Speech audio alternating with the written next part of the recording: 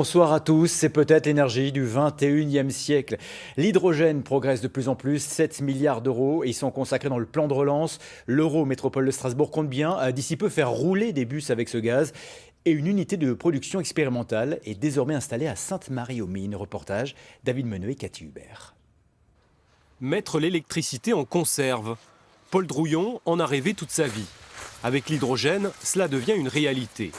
Le physicien a grandement participé à la conception de cette unité de production d'hydrogène, principe de l'électrolyse qui permet de fournir de l'électricité en quelques étapes.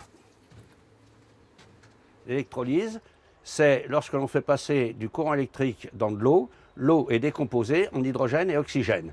Voici ici notre réserve d'eau.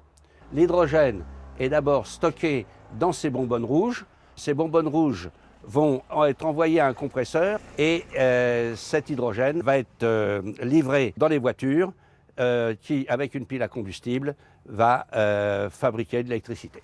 Cette petite unité devrait fournir de l'énergie à 6 véhicules par jour. Le lycée, les pompiers, les gendarmes et les services techniques devraient prochainement s'équiper. Une nouvelle énergie qui pourrait contribuer à redynamiser le Val d'Argent. On a aujourd'hui besoin, et je pense que la crise sanitaire nous l'a aussi montré, on a aussi besoin de revenir à du local. L'hydrogène nous permet cela, tout comme demain le développement de centrales photovoltaïques citoyennes ou de la micro-électricité avec de l'hydraulique. On a besoin, sur le volet énergétique, mais pas que, mais vu que c'est le sujet aujourd'hui, de retrouver une logique locale. Il existe en fait plusieurs technologies pour produire de l'hydrogène. La pyrogazéification utilise la combustion du bois pour séparer les gaz. C'est le principe retenu par RGDS sur l'Eurométropole de Strasbourg.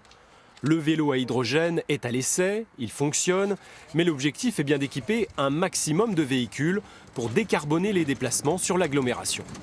La première étape, c'est effectivement passer par peut-être le réseau des bus, puis après les transporteurs, pour après aller vers le véhicule léger, les vélos comme ceux qu'on va utiliser pour nos gaziers qui font des interventions en ville, et pour pouvoir que cette énergie renouvelable et écologique se déploie sur l'ensemble de notre territoire.